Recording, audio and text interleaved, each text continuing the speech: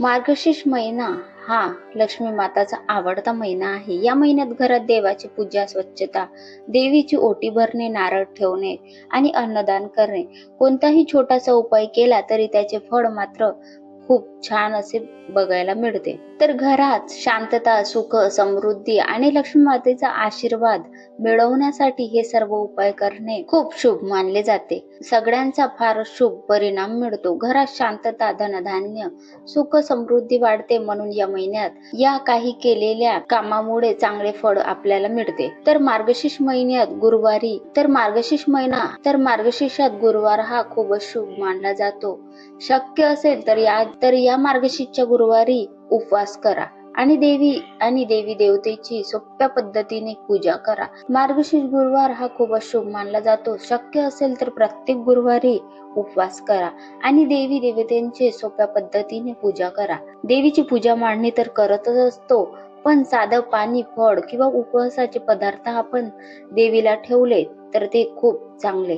या 2 दिवसात अन्नपूर्णा आईची विशेष पूजा केली जाते. मंगळवार आणि शुक्रवार हे अन्नपूर्णा मातेचे दिवस आहे किंवा आपल्या कुलदेवीची सुद्धा पूजा केली जाते. धनधान्याची कमी राहत नाही. ही पूजा केल्याने थोडा गुळ धनाचा नैवेद्य दाखवावा.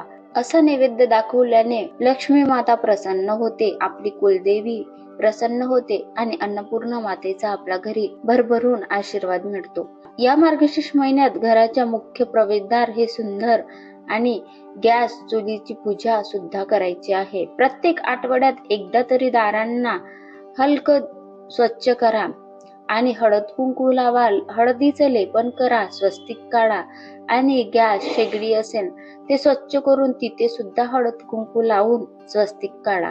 अशी छोटीशी पूजा केल्याने घरामध्ये लक्ष्मीचा प्रवेश स्वच्छतेने आणि दरवाजातूनच होत असतो. म्हणून ही पूजा नक्की करा. मंगळवारी, शुक्रवारी, गुरुवारी कोणत्याही दिवशी आपण पूजा करायची. हे तिन्ही दिवस मार्गशीर्ष महिन्यात खूप शुभ असतात.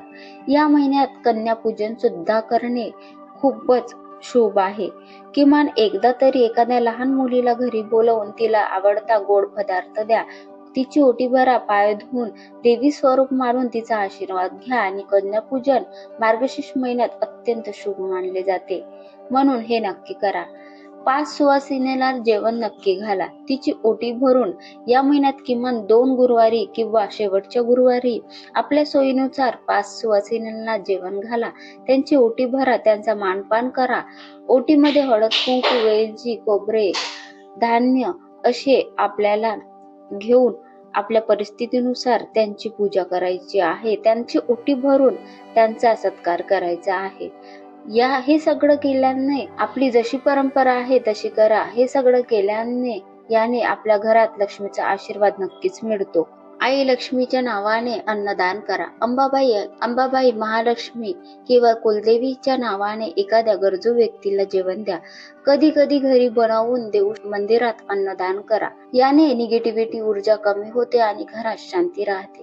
देवीला नवीन वस्त्र, चुडी, तांदळाची खीर किंवा प्रसाद द्या. या महिन्यात देवीला एक तरी नवीन साडी किंवा जसं आपण ब्लाउज पीस, जोडी पीस, ओढणी किंवा फुलांचा शृंगार, फुलांची वेणी जे शक्य असेल ते द्या. तांदळाची खीर बनवून देवीला नैवेद्य दाखवा. देवीला पिवळी फुले अर्पण करा, लाल फुले अर्पण करा, अत्तर लावा. दर गुरुवारी देवीला पिवळी फुलं, लाल फुलं ही अर्पण करा. फुलांच्या सुगंधाने घरातील वातावरण शुद्ध आणि प्रसन्न राहते, म्हणून हे उपाय करा. मंगळवार, गुरुवार, शुक्रवार कुंकुमार्चन नक्की करा.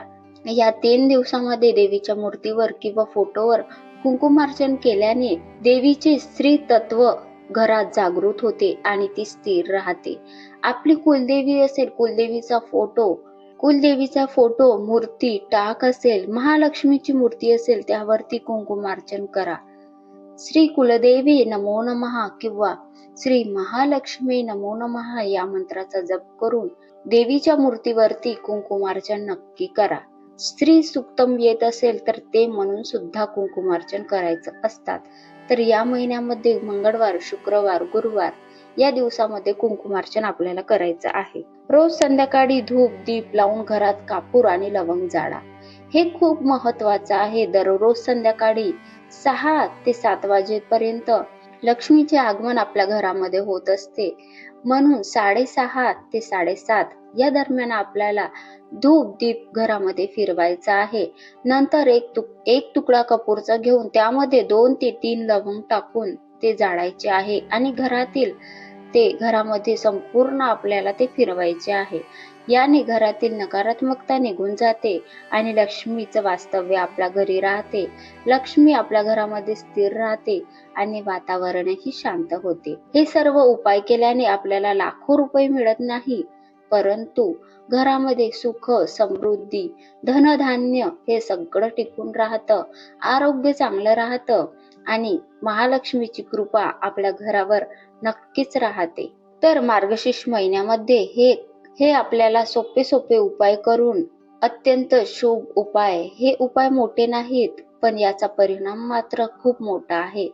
तुमच्या घरात आनंद, सुख, समृद्धी, समाधान सगळं वाढतं. जर तुम्हाला ही माहिती आवडली असेल तर व्हिडिओला एक लाईक करा, शेअर करा आणि आमच्या चॅनलला सबस्क्राईब करा. श्री स्वामी समर्थ.